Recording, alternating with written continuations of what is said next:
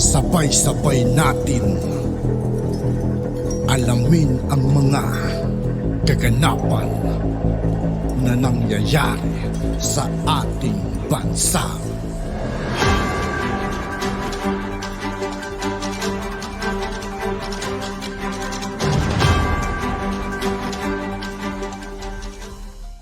Yo, what's up mga kaibigan? This is I2K po again.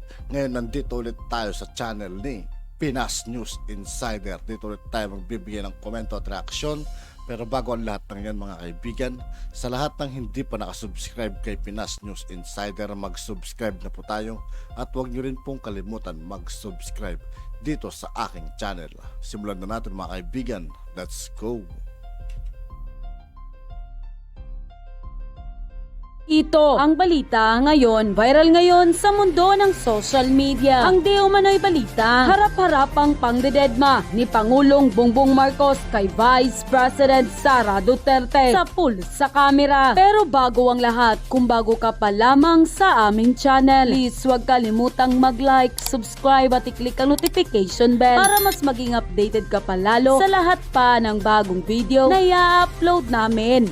At eto na nga mga kababayan, kung ating matatandaan noon sa panahon ng kampanyahan kung paano pakitunguhan at ligawan ng pamilyang Marcos si Vice President Sara Duterte para pumanig sa kanilang partido, kahit na tila hindi sumang-ayon ang ama nito na si dating Pangulong Rodrigo Duterte na kanila namang napagtagumpayan. At ngayon tila nag-iba ang ihip ng hangin matapos makita sa videong in-upload ng Malacanang na kung saan sa pool sa kamera ang tila harap-harapang pangdededma ni Pangulong Bongbong Marcos kay Vice President Sara Duterte, na ayon sa ating mga kababayan, nagmistulang multo si Vice President Sara Duterte sa paningin ni Pangulong Bongbong Marcos matapos hindi nito pinansin ang Vice Presidente na naghihintay sa kanya. Marami tuloy ang nagtatanong, may hidwaan bang nangyayari o ito na ba ang senyales para iwan na di umano ni Vice President Sara Duterte si Pangulong Bongbong Marcos, dahil alam naman natin ang tensyong nangyayari sa pagitan ni dating Pangulong Rodrigo Duterte at Pangulong Bongbong Marcos. Sila naiipit si Vice President Sara Duterte, at sa kabila ng mga maanghang na salita ni dating Pangulong Rodrigo Duterte kay Pangulong Bongbong Marcos, si Vice President Sara Duterte ay kailanman hindi nakialam. Kaya bakit ito ginawa ng Pangulong Bongbong Marcos kay Vice President Sara Duterte na isang pamamahiya at tila walang respeto sa isang tao na isa sa mga dahilan kung bakit siya naging Pangulo. Samantala, hindi naman mapigilan ng marami sa ating mga kababayan na magbigay ng kanilang hinaing at komento sa mundo ng social media. At ayon pa sa kanila, hindi nakakaawa kundi kahihiyan ng mga ginagawa sa bayan na wala silang kahihiyan. Vengeance in mind, said the Lord. VP is the real leader of this country. Love you, Madam VP. Kung totoo ang pangyayaring ito, kabastusan sa panig ng mga Marcoses ang ginawang aksyon ng isang presidente sa kanyang Vice Presidente Sara Duterte. Gayon paman, saludo ang mga Duterte family, still very humble and more educated than the President. VP, sabi ko noon, mahirap sumuway sa magulang. Hindi mo pinapansin si tatay mo noon. Nakako, dapat nakinig ka sa tatay mo at siya ang mas bihasa. Pero okay lang, nandun pa rin kami, hindi nagbabago. Sa totoo lang, mas malakas si VP Sara sa'yo. Nag-unit team kami dahil kay Sara. Nakakadismaya talaga tong mag-asawa na to. Solid talaga, mga walang utang na loob.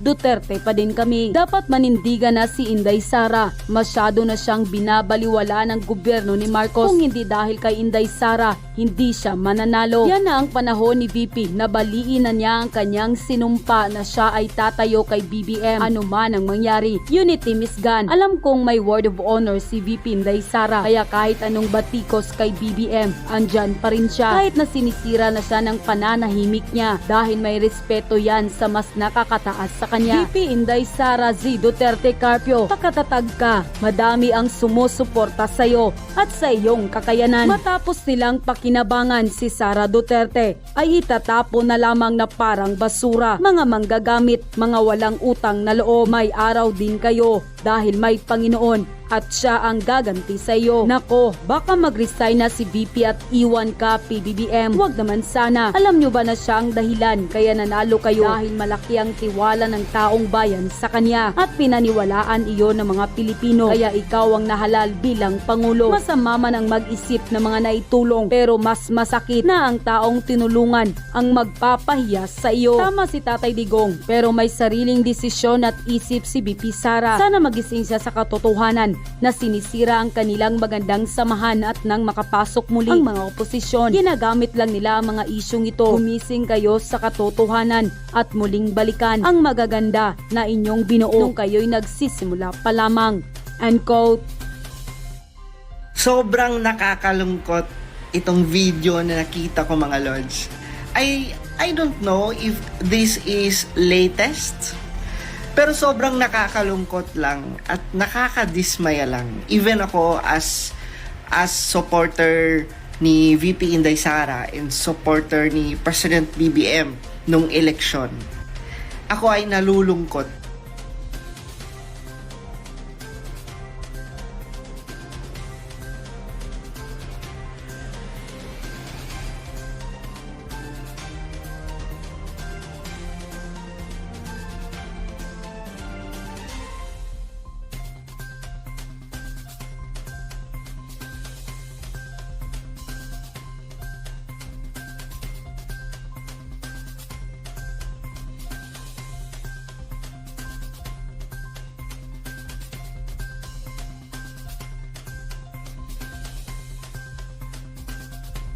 Kinawayan or binati man lang si VP Inday Sara at basta-basta lang si President BBM na umakyat. Sobrang nakakalungkot, mga lords. Kasi sa totoo lang, ako ay naaawa talaga kay VP Inday Sara. 'Di ba? Kasi nananahimik si VP Inday Sara sa Davao City. Pero pinilit niligawan ng mga Marcos, 'di ba, na patakbuhin si VP Inday Sara.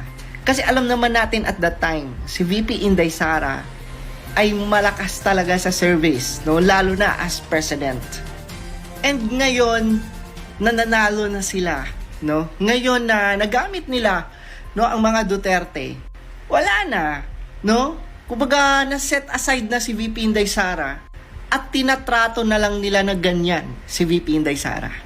Now, which is, wala naman siyang ginawang masama, no, kay President BBM, lalo na kay First Lady. Never siyang nagsalita ng kung ano-ano. Despite sa mga statements na maaanghang na statements na sinabi ni Tatay Digong, ni Baste, mga kapatid ni VP Inday Sara. But still, VP Inday Sara, pinili niya na suportahan si President BBM. Still, andyan pa rin siya kay President BBM. And yet, ganito ang mangyayari. Alam nyo, mga lords, sa totoo lang, sana hindi na lang talaga nakipagsanib si VP Inday Sara sa mga Marcos. 'Di ba? Sana nagstick na lang sila as Duterte. No, total, imaginein mo, bumaba sa pwesto si Tatay Digong, si former President Rodrigo Duterte, bumaba sa pwesto na may pinakamataas na trust and approval ratings. And first time yan mangyari, 'di ba, sa history ng Pilipinas na may isang pangulong matatapos ang kanyang termino na may pinakamataas na trust and approval ratings. So talagang at the time, 'di ba, talagang marami talaga ang solid supporters ng mga Duterte. Grabe, mga lords, no? Hindi ko ma-imagine na darating sa puntong ito, 'di ba? Na darating sa sitwasyon si VP Inday Sara, sa sitwasyon na siya na lang mag-isa. Kasi 'di ba, nung eleksyon, grabe, ang daming nanliligaw kay VP Inday Sara. Ang daming nanliligaw sa mga Duterte para makatandem lang. I've heard, of course, Trillanes. We all know Trillanes. Simula pa lang dati, 'di ba, niligawan na niya si former President Rodrigo Duterte na maging Vice President siya at President si Duterte. Pero hindi pumayag, no, si Tatay Digong. Narinig ko rin na si Risa Hontiveros, no, ay nakikipag-ugnayan dati kay Inday Sara. And yet, hindi nakipagsanib ang mga Duterte sa kanila. Here comes ang mga Marcos. Grabe. No? I cannot imagine na darating sa puntong to na maiisip na lang natin na baka talaga lang, no, baka talagang ginamit lang, no, si VP Inday Sara para manalo. Kasi lahat, 'di ba, lahat ng rason para manalo as presidente ng Pilipinas na kay VP Inday Sara. We all know, 'di ba, sa lahat ng mga surveys, ang top choice ng mga Pilipino at the time, si VP Inday Sara. Plus factor pa yon, 'di ba, na ang taas ng trust and approval ratings ni Tatay Digong that time. So talagang nasa kasagsagan ng peak ang mga Duterte at the time. Talagang mananalo talaga. Kasi 'di ba, remember niyo yung 8 Diretso? 'Di ba? Walang nanalo sa 8 Diretso. Lahat ng inendorso ni VP Inday Sara at the time nanalo, pero ang 8 Diretso wala. Ganun ka-powerful.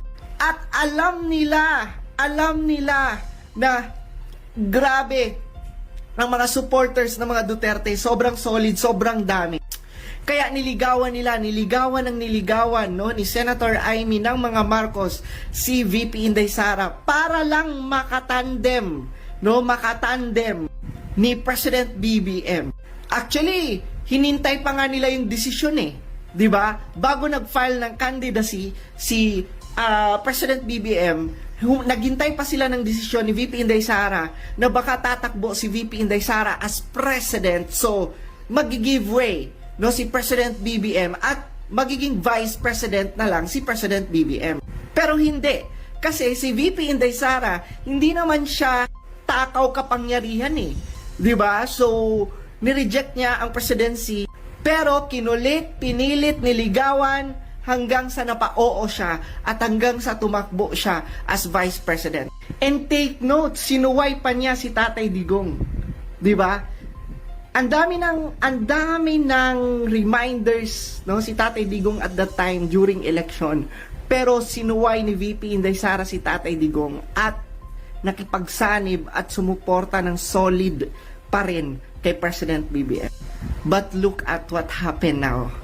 Sobrang nalulungkot talaga ako para kay VP Inday Sara. Sa totoo lang, ay kumbaga lahat ng mga ginagawa right now ng mga kongresista, 'di ba, nila Romualdez, no, ng administrasyon na to, na they are trying talaga na, 'di ba, pabagsakin, patahimikin ang mga supporters ng mga Duterte, 'di ba, ang mga Duterte itself, no, patuloy nilang hinihila talaga pababa.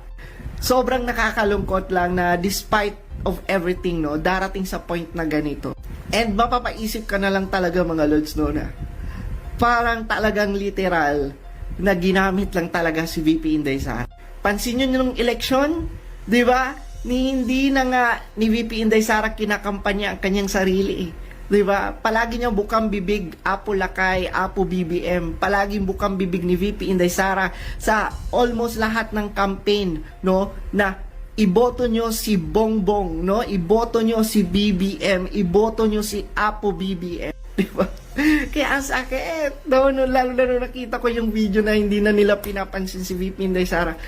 Sobrang ako po ang nasasaktan, no, sa kay VP Inday Sara right now. Hindi niya deserve yun kasi nanahimik yan sa Davao. Kinulit nyo, ginulo nyo ang buhay niya. Ang akala namin, ang kalaban lang ni VP Inday Sara, mga makakaliwang grupo, sila Risa Hontiveros, si Franz Castro. Diyos ko, pati pala, ang First Lady, pati pala sila Romualdez, pati pala ang kalyado ni President BBM maging kalaban ni VP Inday Sara. Diba? Ay, nako, it's a trap. Na-trap si VP Inday Sara at wala na siyang magagawa. Andyan na siya no? Kaya trabaho na lang siya ng trabaho, diba? Kahit hindi na siya pinapansin ni Kumbaga, dinidisrespect na siya. Pero trabaho pa rin siya ng trabaho para sa Department of Education, di ba? At para sa Office of the Vice President.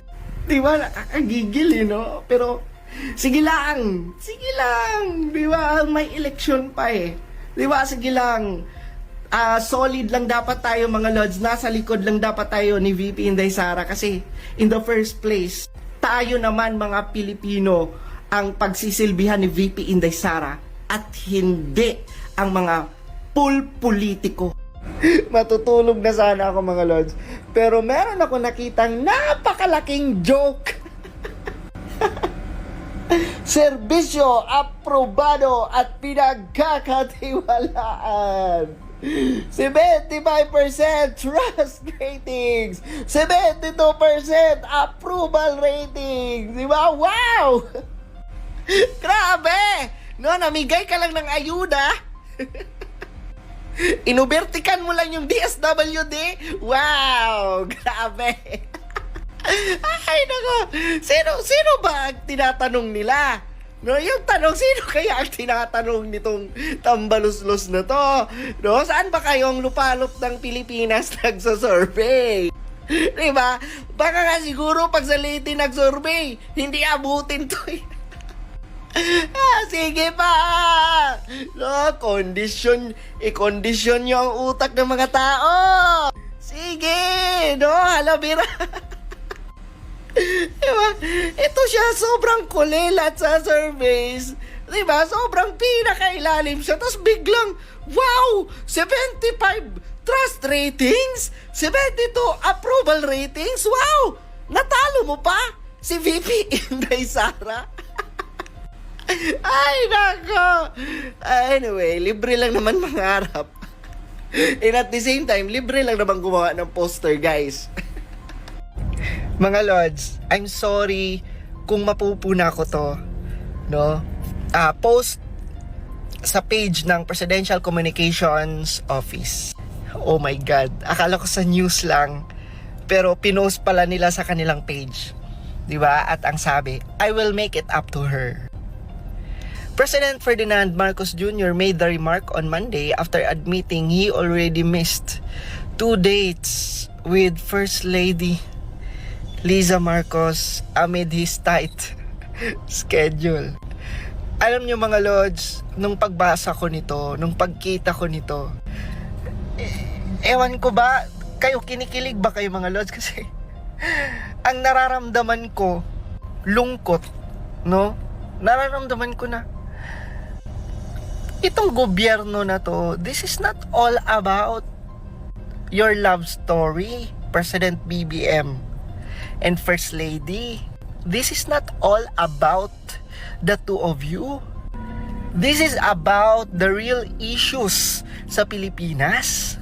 'Di ba? Ang totoong issue, ang totoong problema at ang totoong nangyayari sa Pilipinas, yun yung bigyan nyo ng pansin, yun yung pagtuunan nyo ng pansin. Tapos ginagamit nyo pa yung page ng gobyerno. 'Di ba? Just to inform everyone na na-miss ni President BBM ang kanilang date? My God! No! Alam nyo, calling the attention, no, kung sino man yung admin ng page na to, please, stop it! Stop it! Nasisira si President BBM, my God! Ihinto nyo na yan! Diba? Yung mga ganitong news, hindi siya nakakatulong. Alam nyo, nakakabwisit. Kasi halos, diba, mabilis yung pagtaas ng mga bilihin sa mga problemang nangyayari sa Pilipinas. Tapos ito pa yung mababasa mo. Alam mo, sa totoo lang mga Lods, lungkot na naiinis ako. Bakit pinupost pa itong mga ganito? Oo na, kayo na ang magara. Oo na, kayo na ang mayaman. Oo na, kayo na yung ano, 'di ba? Kayo na yung the royal family, 'di ba? The richest family in the Philippines. Oo, kayo na. No? And we don't care. Ha? Hindi, wala kaming pakialam. Pwede ba wag niyong ipakita yung mga lifestyle niyo? 'Di ba sa mga Pilipino? Pwede ba Magtiis-tiis naman kayo, no? Pwede nyo naman ang hindi na ito ibandera, pwede na hindi ito i-news. Tapos yung gobyerno pa, yung nag-a-announce ng mga ganito, my God. Tapos, magagalit kayo pag ibabash si President BBM? Tapos magagalit kayo kung may mga sasabihin ang mga tao? Eh kayo din naman nagsisimula, oh! Diba sa inyo nagsisimula na naiinis ang mga tao kasi despite of all, may time pa kayo mag-date, 'di ba? May time pa kayo. Buti pa si President BBM babawi siya kay First Lady, 'di ba? Wow! Sana all. At yun na nga mga kababayan, ano na ang masasabi mo? Kung mayroon kayong hinaing at komento patungkol sa balitang ito, please comment down. At yun nga po mga kaibigan, dito po nagtatapos ang ating reaction video. Muli ako po si I2K ng Sundalo ng Dunggalo. Maraming salamat sa patuloy na pagsuporta. Yeah, peace out.